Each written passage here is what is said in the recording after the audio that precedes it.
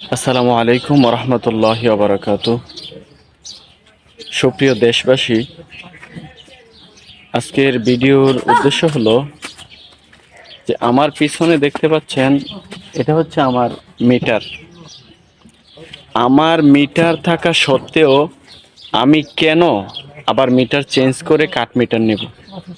এটা হচ্ছে unit metre. এই মিটার আমি তো আমার নিজের টাকা দিয়ে সরকারের কাছ থেকে কিনছি।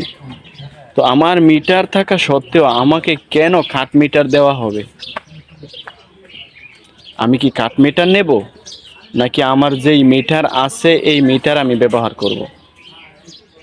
যদি তারা এই লাইনটা চেঞ্জ করার জন্য আসে, তারা আমাকে কাট মিটার দিয়ে যাবে।